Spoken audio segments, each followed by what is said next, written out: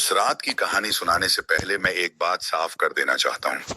कुछ कहानियां होती हैं जो सुनी नहीं जाती, झेलनी पड़ती हैं। और यह उन्हीं में से एक है। यह कहानी डराने के लिए नहीं बनी। यह कहानी इसलिए है ताकि अगर कभी तुम किसी अपने को बदलते देखो, तो यह मत मान लेना कि समय ने उसे बदला है। कभी कभी समय नहीं, कुछ और लौट कर आता है।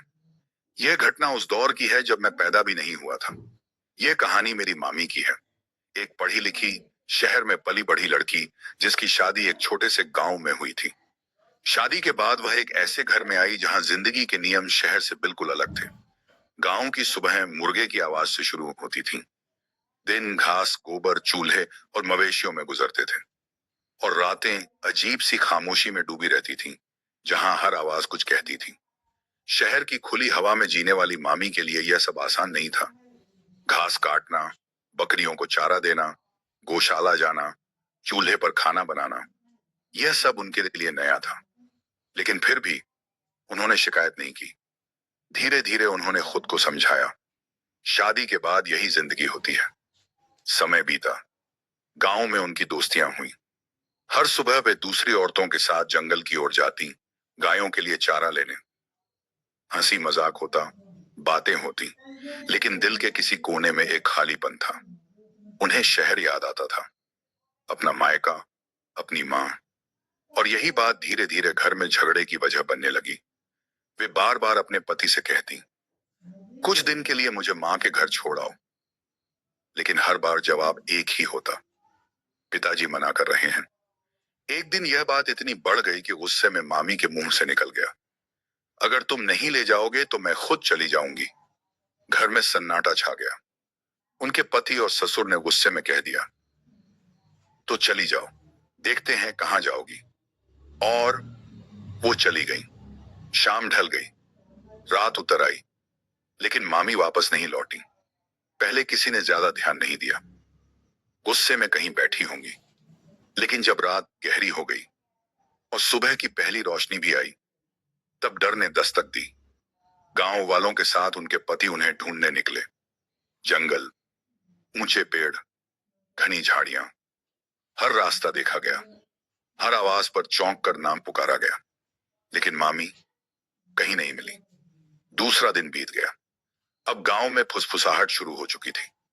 लोग एक दूसरे को देखकर वही बात कह रहे थे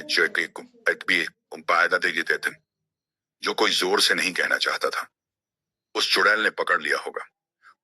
उस जंगल में एक कहानी मशहूर थी। कहते थे वहां एक चुड़ैल रहती है, जो उदास लोगों को ढूंढती है, जो टूटे दिलों को सहारा देती है, और फिर धीरे धीरे उनका शरीर अपना बना लेती है। और सबसे डरावनी बात, जिस जगह मामी को आखिरी बार देखा गया था, वही उसका इलाका था।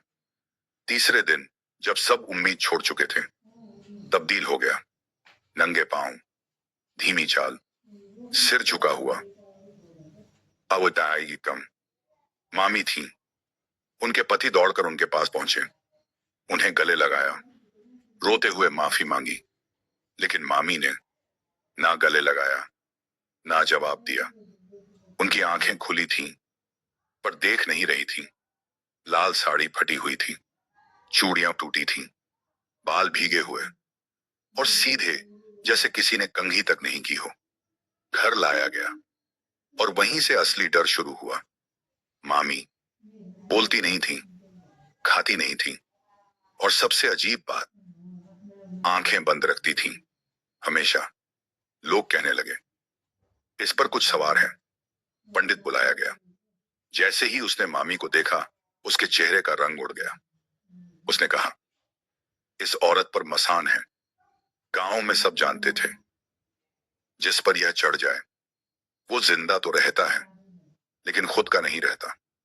पंडित ने एक ही रास्ता बताया, जहां यह सब हुआ वहीं जाना होगा।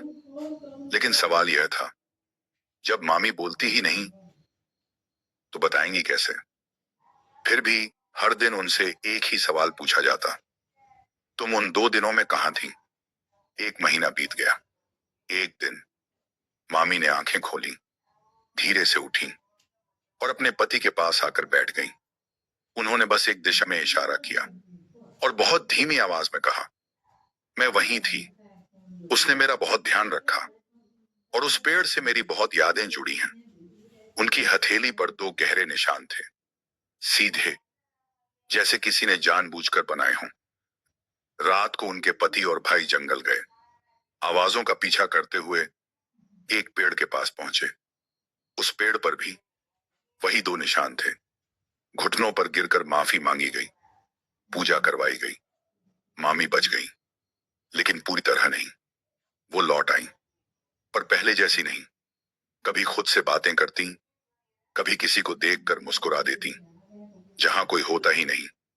12 साल बाद उस पेड़ पर एक निशान गायब हो चुका था, और उसी दिन मामी की हथेली पर भी। अब सवाल यह नहीं था कि क्या हुआ था, सवाल यह था, जो बचा है वो कौन है, और जो चला गया, क्या वो सच में चला गया।